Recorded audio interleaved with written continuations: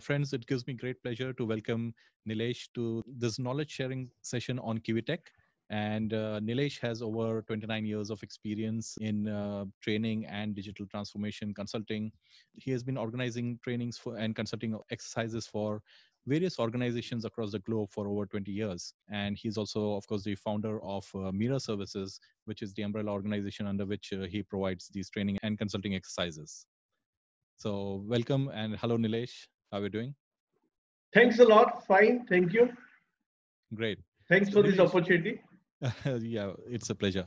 So, Nilesh, let me start by asking about Mira Services. What prompted you to form Mira Services? How did Mira Services come about, and what services did you start with? Sure. After passing my engineering in computer engineering since long back from Mumbai University, I work with different company including Amdocs, Infosys, Tata Communication.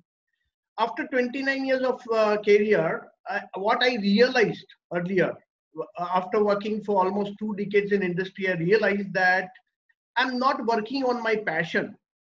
Also, I'm not able to grow in a career where I can give importance to hands-on experience. So around 10 years back, after working for almost 2 decades in industry, I realized that it's very, very important for an individual in IT to keep learning and share the knowledge to the industry. So that's where I started, as a training organization.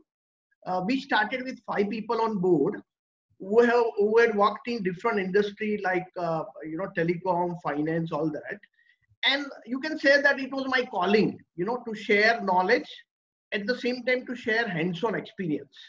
So Right. I was kind of not that comfortable in managing a people, those kind of a role where I felt that it's kind of quite stagnant and the career became more of a rigid and non-agile. So with that goal, I started a company called Mira Services. And I also found that individual alone can't do anything much, in terms of True. contribution.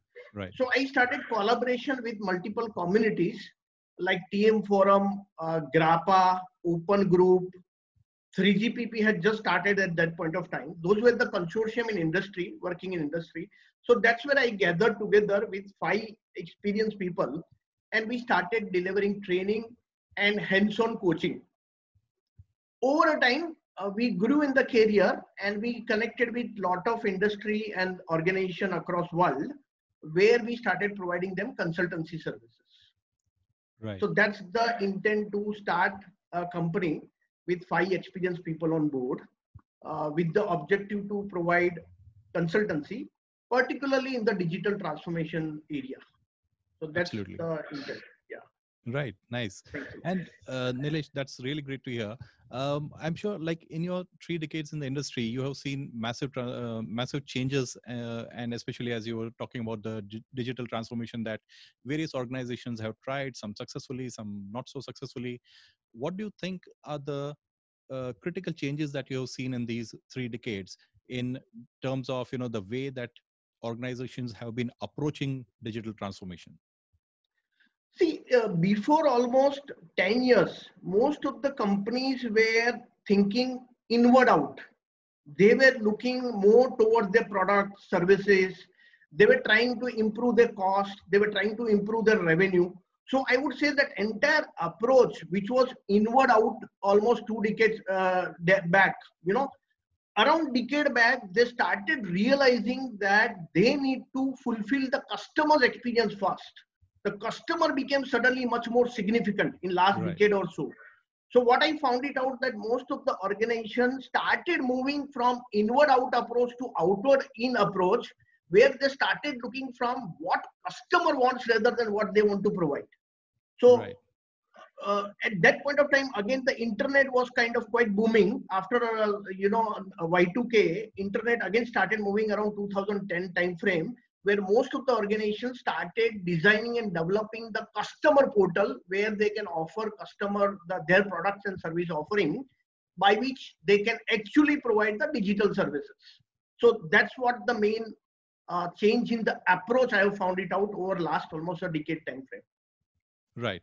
And I guess, since Y2K, the way the internet has been growing, and of course the various versions of the web which came across and which caused massive transformation, like Web 1.0, Web 2.0, Web 3.0, and I don't know what the current web would be called in terms of, with the Right, IoT and impacts of blockchain or machine learning. So right. where do you, what do you, where do you see the direction of these changes going now? Great question. So as you mentioned, Web 3.0, now it has been merged with Industry 4.0, and it's called Web Right. 4.0, which is merged with Industry 4.0, where most of the organizations are moving towards automation by using the technologies like blockchain, artificial intelligence, machine language, and robotic process automation. Right. So as of now, the most of the industry started moving towards Industry 4 rapidly post-COVID era. Now they are almost enforced because they want to serve the customer who don't want to move out of their house. And they are Absolutely. expecting all the product and services sitting at their home. So what has happened positively, what I would say because of COVID, is most of that Industry 4.0 pace has rapidly picked up. And that's where the Absolutely. expectation is very high. Yes. That's Right. what I feel that Industry 4.0. And it seems that now it will be called Industry 5.0, where they're talking of that most of the industry or the organization which can sustain, who can only provide the zero touch portal to their customers in all aspects, right from order to the services. All the customers are now, most of the are digital, and have resistance to move out because of various reasons. So it seems that we are moving towards the Industry 5.0 very rapidly. And Right. after the emergence of 5G, once the most of the countries adopt to the 5G, I'm very sure that Industry 5.0 will be in alignment with the 5G. So that's Absolutely. what we are moving very fast. Yes. Right.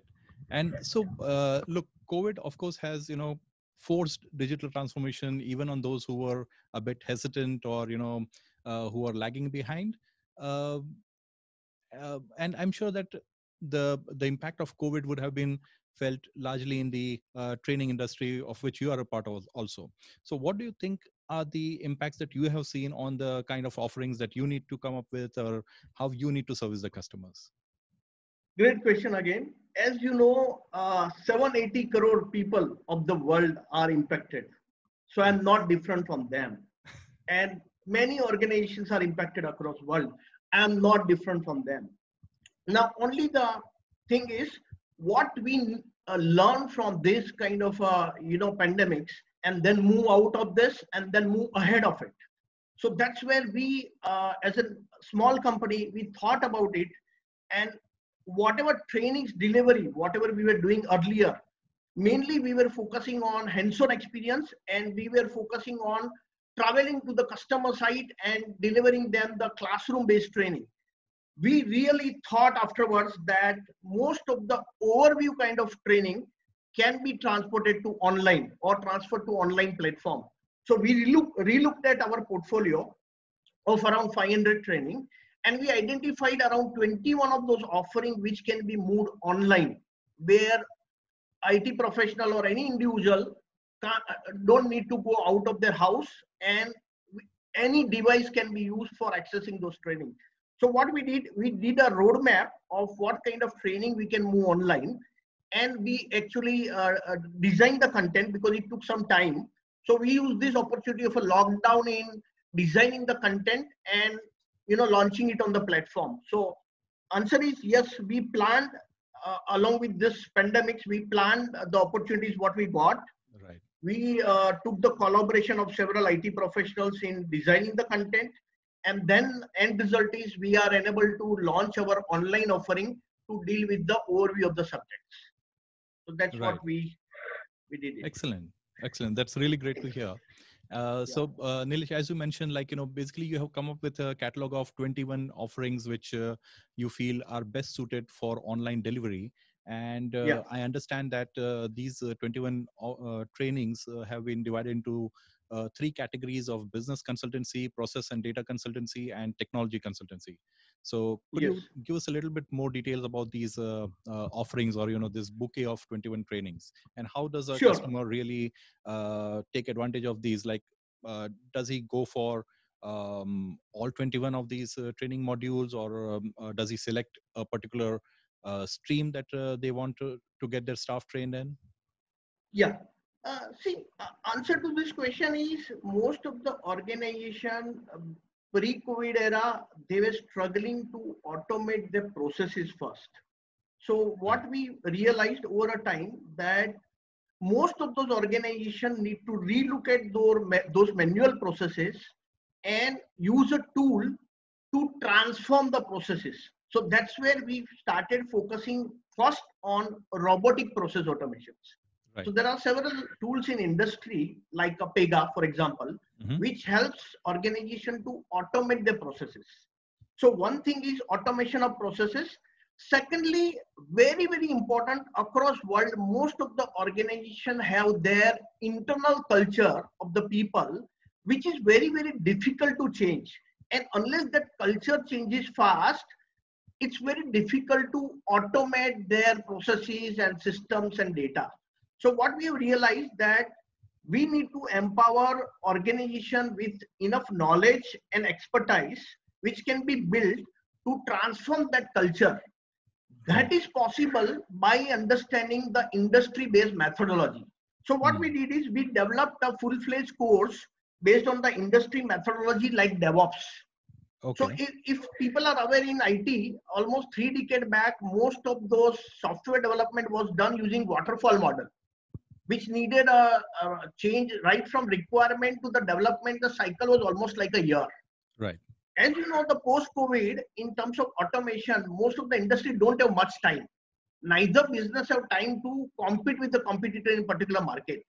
So with the typical timeline of couple of weeks, we found it out that courses like digitalization, digital transformation, methodology related to DevOps, industry best practices like ITIL, TOGAF, last but not the least, even the security aspect. There are so many industry where they give focus on information and data security.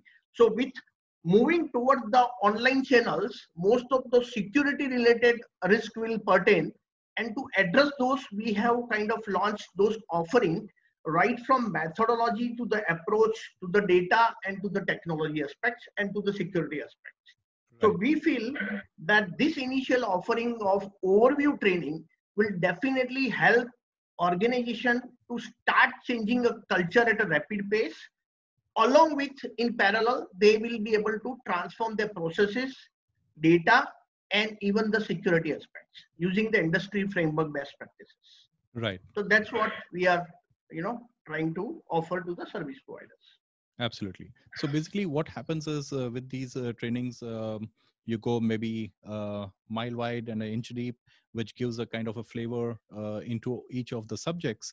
And then based on, the specializations that the specific departments will need to go into, that's where you get into the inch wide and mile deep kind of trainings where you go in depth into the subject areas, I guess.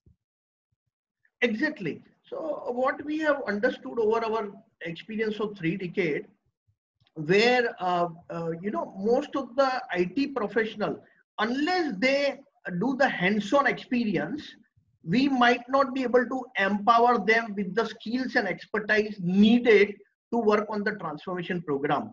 However, the journey can be started by empowering them with the knowledge required. I will take a layman example of driving a car. If you want to learn driving a car, initially you still need to have a learning license. So for that, you need to learn theory. You need to learn different rules and signs and conventions followed in different countries, and then get yourself a learning certificate, right? Learning driving certificate in terms of learning. So what we parallelly, what we are seeing this, that this kind of training offering which we are launching online will serve the purpose of learning, at the same time start applying. We can't say that by this they will become expert, but this will at least be the starting point by which, once they learn it, we can empower them with an implementers workshop by which they can do the practice and then they become the expert over a time.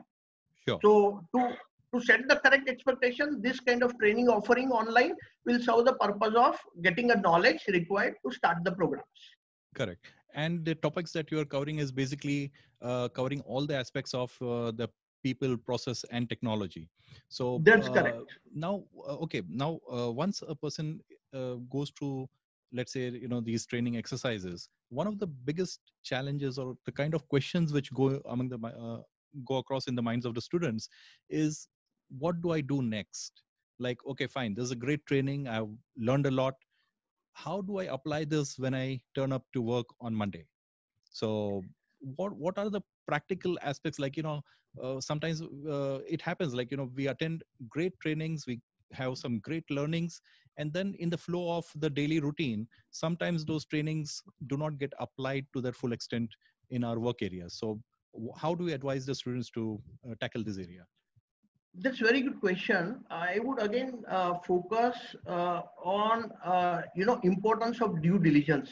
As an individual, you, me, or anybody working in industry since maybe beginning, or maybe a 10 years experience or 20 years experience, one need to evaluate himself or herself in terms of what role he is performing and what is his passion. I mean, in Right. what exactly is passion and where he want to aspire to move in the career.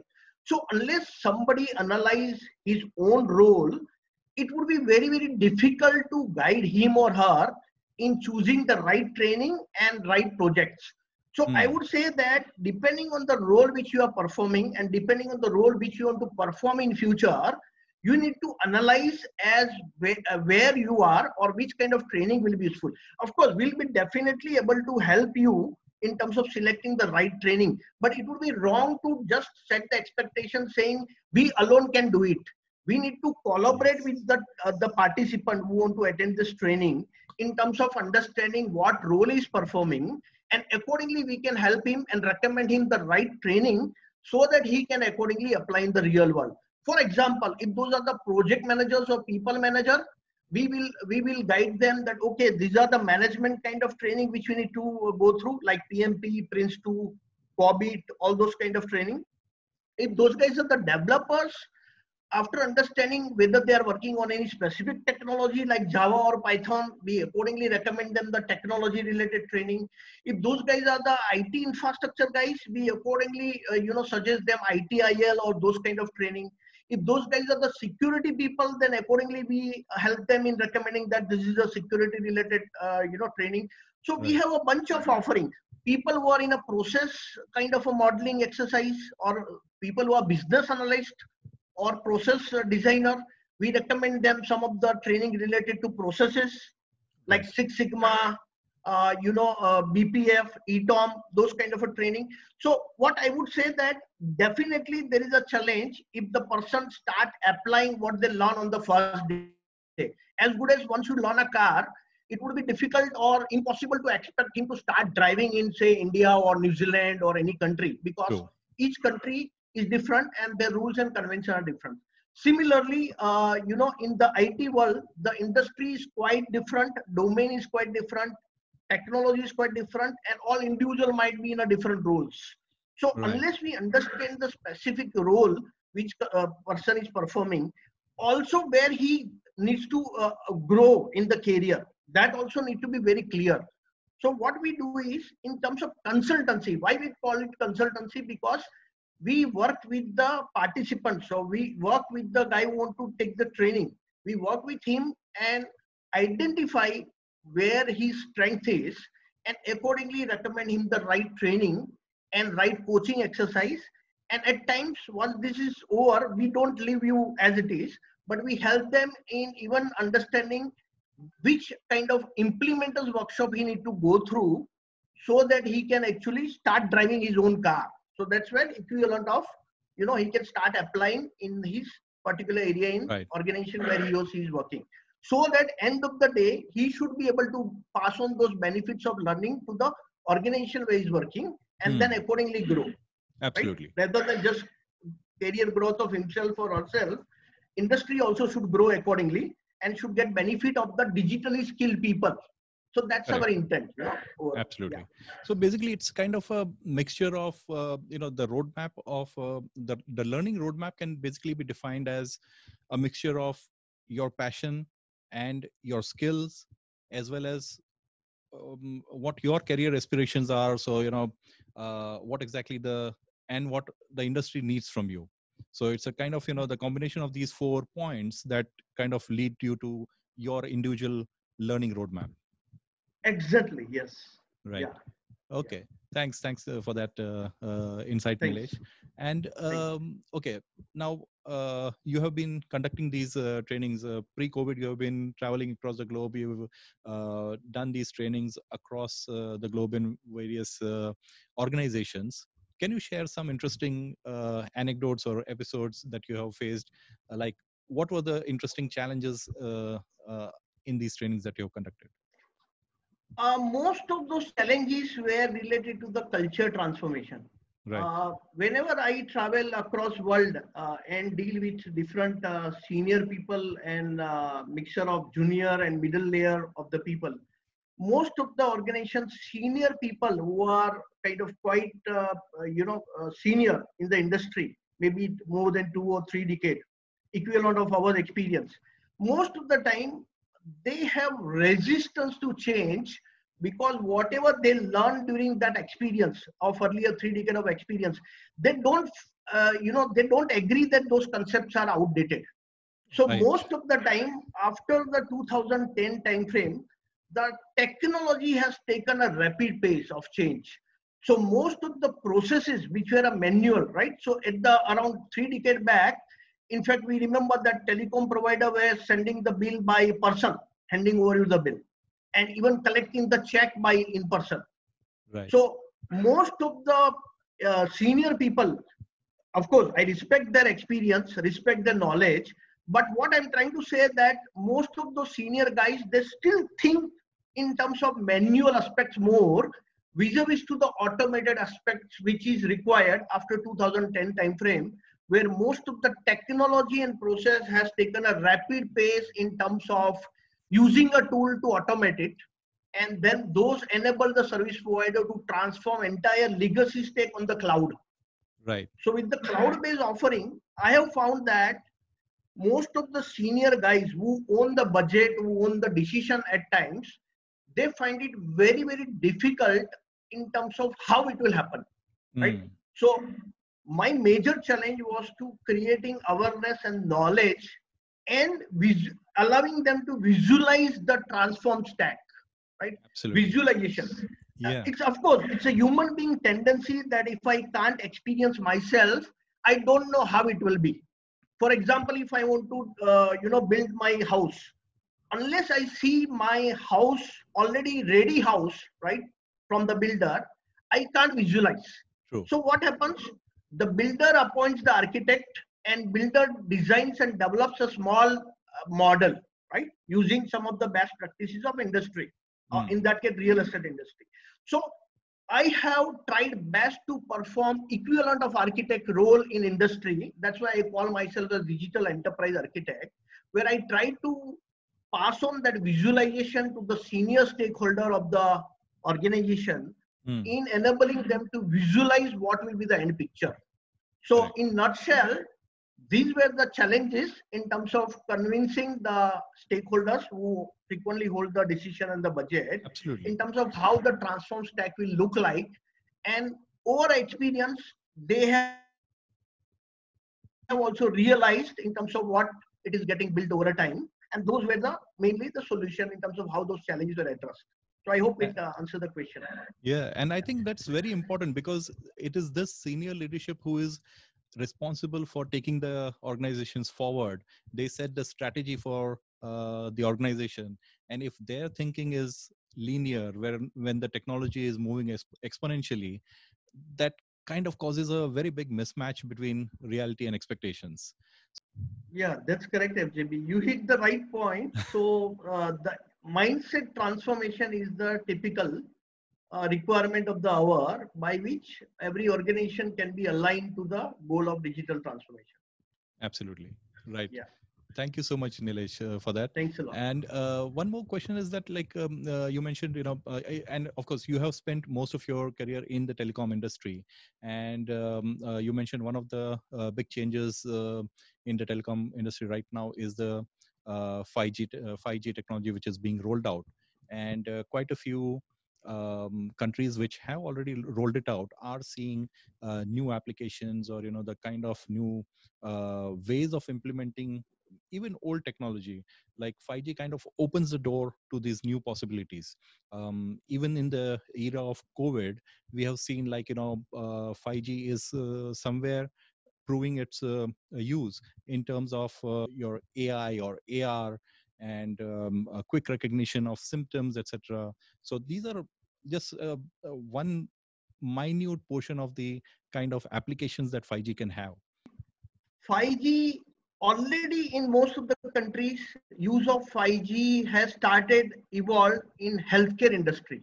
With the post-COVID, most of the country across world are now realizing the importance of technology from the 5G and using those technology for healthcare domain. So just to give you example, in India, just yesterday, our government has started rolling out the concept of health card, by which every individual will have a health card linked with the Aadhaar ID.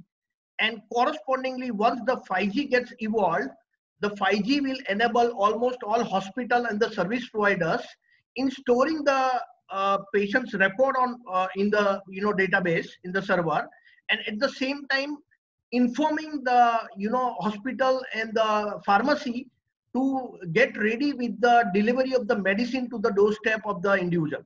So what I'm seeing quite a rapid pace is in the healthcare domain, where 5G technology will be quite applicable, where individuals sitting at home can get the medicine or even get the telemedicine service, with the doctors sitting around the world can offer their services and provide the prescription online to the pharmacy directly, and can serve any other individual sitting in Africa. Right. So on one side, the infrastructure will be upgraded rapidly with the 5G evolution across the world.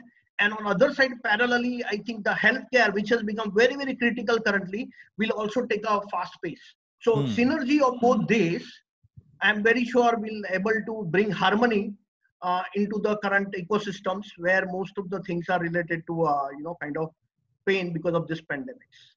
So we are very sure that this will move very fast. Absolutely. And I mean, those are really transformative ideas that we are seeing being brought about.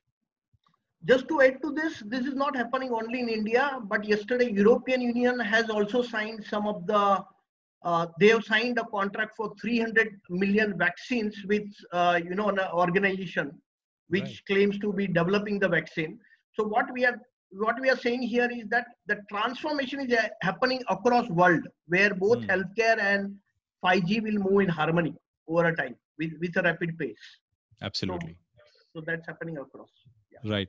Okay. Right. Nilesh, I mean, it has been a very insightful talk that you had with us today. I'm sure this is going to be useful for a lot of people. Thank you so much.